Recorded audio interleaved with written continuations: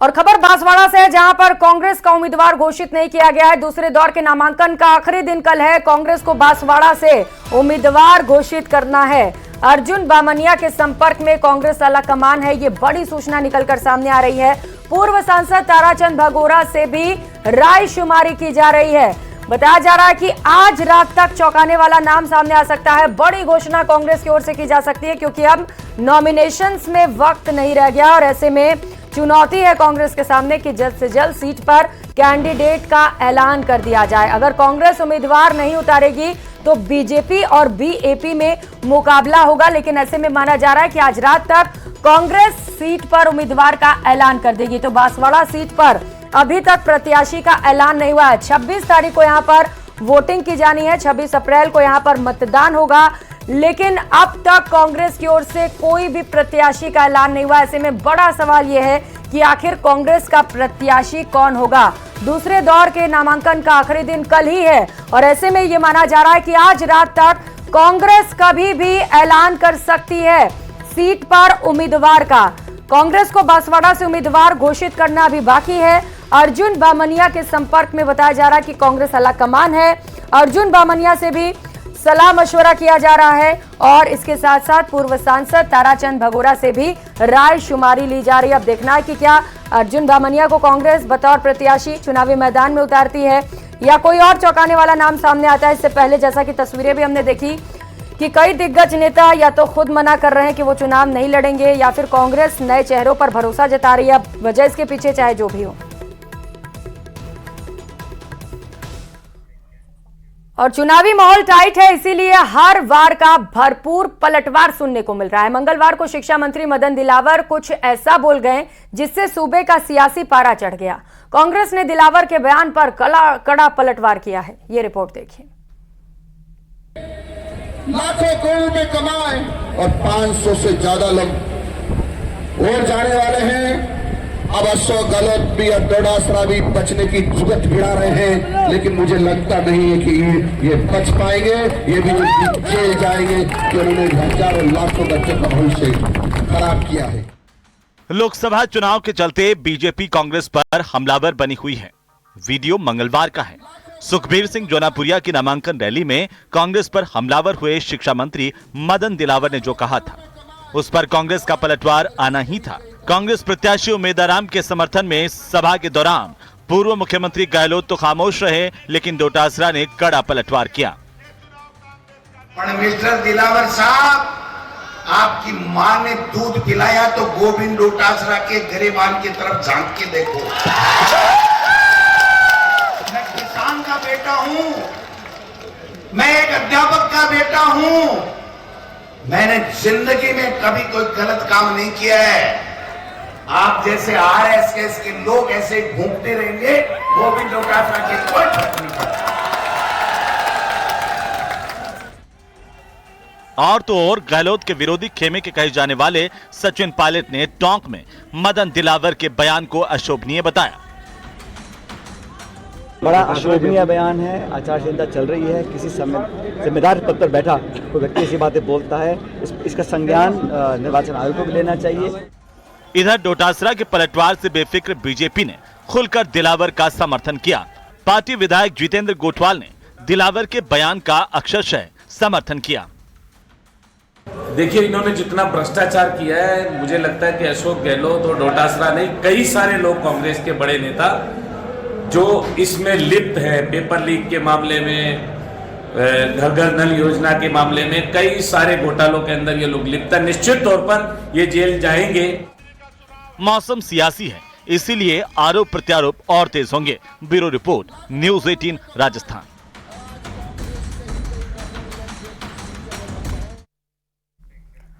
और चुनावी महासंग्राम के बीच कांग्रेस को आज बड़ा झटका लगा है। शंकर पन्नू ने कांग्रेस पर तीखा हमला बोलते हुए कांग्रेस को अलविदा कह दिया। आंखों में आंसू के साथ पन्नू ने जो बात बोली उसे सुनकर कांग्रेस भी हैरान रह जाएगी। पन्नू के साथ और भी कई नेताओं ने भगवा पहन लिया है। ये रिपोर्ट देखिए। जिस तरह से कांग्रेस ने कार्यकर्ताओं को मारा है, कोई निष्ठावान कार्यकर्ता को छोटा तक नहीं होता। वहां चाटुखोर है, पैसे वाले बेईमान बदमाश किस्म के जो लोग होते थे उनको उन्होंने आगे चलाया। ये पार्टी नहीं है, ये चंद लोगों का एक ग्रोह है। ये आंसू अपनों के दिए दुख के हैं, ये आंसू पीड़ा के हैं। शंकर पन्नू की आंखें ऐसे ही नम नहीं हुई, इसके पीछे दुख और दर्द भी है। ये दुख और दर्द किसी और ने नहीं बल्कि अपनों ने दिया है। एक दौर वो भी था जब श्रीगंगानगर में शंकर पन्नू कांग्रेस के सबसे कद्दावर नेता हुआ करते थे, लेकिन अब वे भगवा हो गए हैं।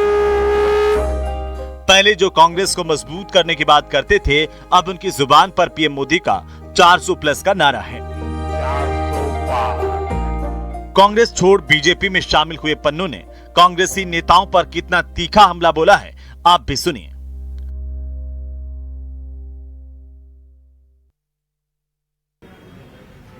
निष्ठावान कार्यकर्ता को छोटा तक नहीं होता। वहां चाटुखोर है, पैसे वाले बेईमान बदमाश किस्म के जो लोग होते थे उनको उन्होंने आगे चलाया।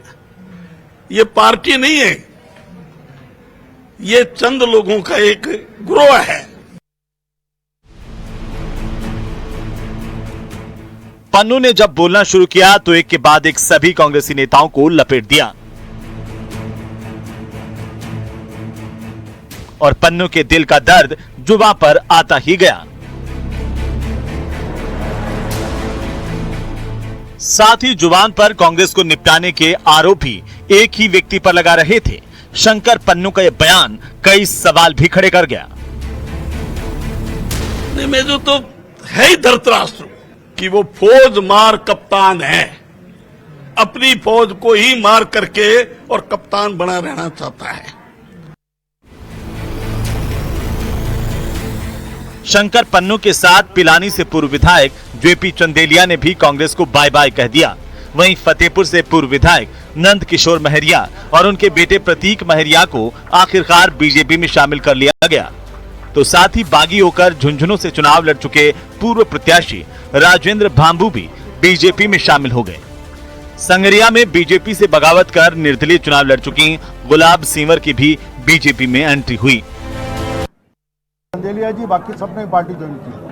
अब तक मिलकर के लगभग कांग्रेस और बाकी दलों से जो आए ऐसे 8000 से अधिक लोग पार्टी को ज्वाइन किया है, जिसमें कई पूर्व सांसद, पूर्व विधायक, कांग्रेस के बड़े पदाधिकारी, समाज जीवन रहने वाले विभिन्न लोग और ऐसे जो पार्टी को छोड़ करके किन्हीं कारणों से गए थे, पार्टी ने कार्रवाई की थी, उन सब ने पार्टी ज्वाइन की।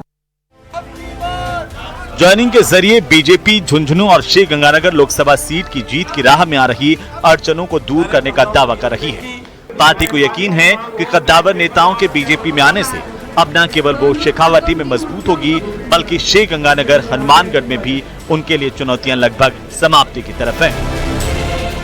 आज इन्होंने कांग्रेस पार्टी को छोड़कर बीजेपी का दामन थामा है। देखना यही है कि इनकी ज्वाइनिंग से बीजेपी श्रीगंगानगर और हनुमानगढ़ इलाके में कितनी मजबूत होती है। कैमरा पर्सन मानसिंह के साथ बाबूलाल धायल, न्यूज 18 जयपुर।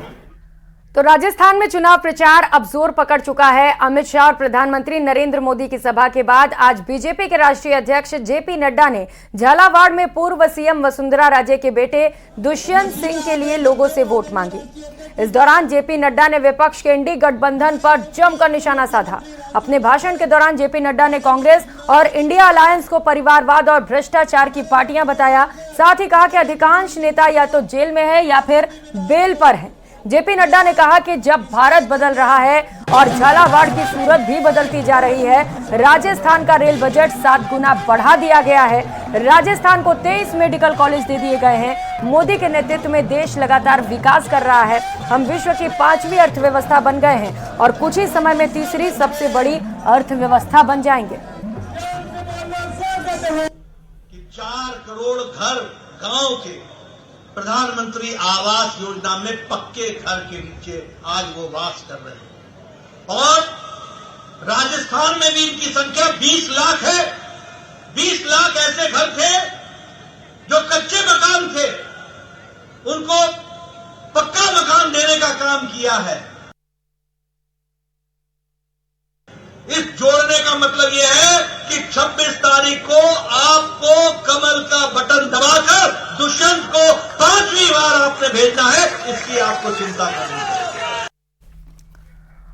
और नागौर से बीजेपी की लोकसभा प्रत्याशी ज्योति मिर्धा के बयान पर सियासी पारा चढ़ा हुआ है। अब इस मामले में बीजेपी प्रत्याशी ज्योति मिर्धा ने करारा जवाब दिया। ज्योति मिर्धा ने अपने बयान में कहा कि जो बात कांग्रेस के नेता कह रहे हैं वो जनता को भ्रमित करने वाली है। मेरे भाषण के शब्दों को गलत संज्ञा देकर पेश किया जा रहा है, जबकि मैंने जो कहा वो सामान्य बात है। इधर इंडी गठबंधन के प्रत्याशी हनुमान बेनीवाल ने कहा कि जो बात ज्योति मिर्धा ने कही, दरअसल वो बात ज्योति मिर्धा की नहीं बल्कि बीजेपी की है। बीजेपी देश में लोकतंत्र खत्म करना चाहती है। तो बयान नहीं था, पहली चीज तो वो भाषण का पार्ट था, और उसकी जो क्लिप कांग्रेस पार्टी ने खुद ने अपनी ऑफिशियल हैंडल पे लगाई है, उस पे जाकर के कोई भी सुन लेगा तो पता चल जाएगा। तो उसमें तो कोई बड़ी बात ही नहीं है। उसको तो एक गलत संज्ञा देकर के और उसका बिल्कुल ही उल्टा मीनिंग जो है उसको चलाया जा रहा है। भाई ये तो जाहिर सी बात है कि हम लोगों से आशा करते हैं कि हमें आप बहुमत दें, अच्छा बहुमत दें, हमें जिताएं, हमारी सरकार बनवाएं और अच्छे बहुमत के साथ में सरकार बनवाएं। और ये तय बात है कि अगर एक कानून के अंदर एक प्रावधान दे रखा है कॉन्स्टिट्यूशन में कि आप कॉन्स्टिट्यूशन को बदल सकते हैं, वो एक ऐसा डॉक्यूमेंट है जिसको आज तक भी 106 बार बदला जा चुका है, तो कोई नई बात नहीं है।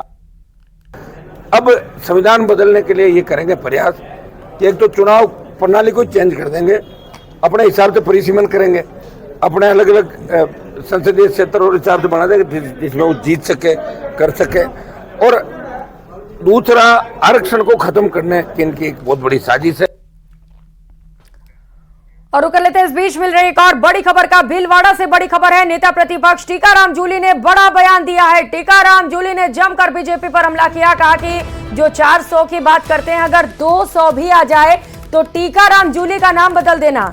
भीलवाड़ा में सीपी जोशी की सभा में टीकाराम जूली की ओर से यह बड़ा बयान सामने आया। नेता प्रतिपक्ष हैं टीकाराम जूली, जिन्होंने बीजेपी पर करारा हमला किया है और कहा है कि अगर 200 सीटें भी मिल जाती हैं तो मेरा नाम बदल देना। कांग्रेस प्रत्याशी सीपी जोशी की जनसभा में उन्होंने शिरकत की थी।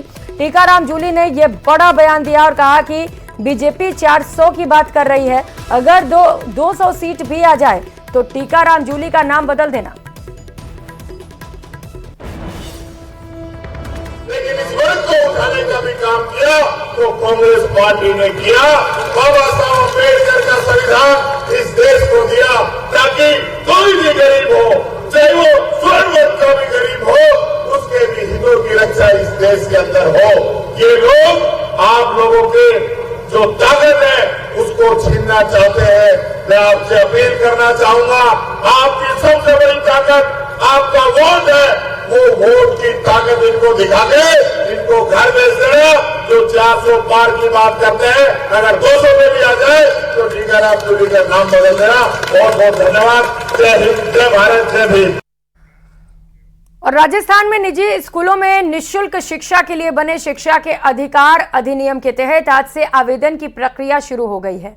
आवेदन की प्रक्रिया शुरू होने के साथ ही शिक्षा विभाग में कई नियमों में बदलाव हुआ है।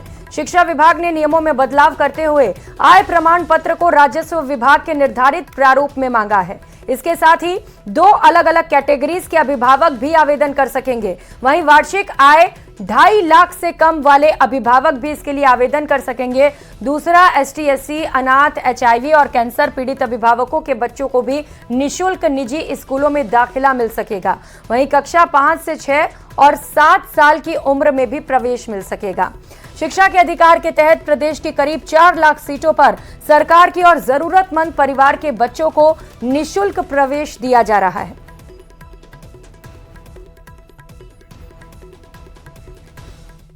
खबरों में आगे बढ़ेंगे। डिग जिले में लव जिहाद का सनसनीखेज मामला सामने आया। युवती से निकाह के बाद उसका धर्म परिवर्तन कराने के लिए उसे प्रताड़ित किया गया।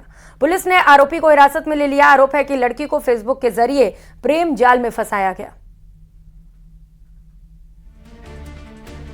डीग जिले के कैथवाड़ा थाना इलाके में लव जिहाद का मामला सामने आया। पुलिस ने आरोपी को हिरासत में ले लिया है। वहीं पीड़िता के परिजन पीड़िता को अपने साथ लेकर चले गए।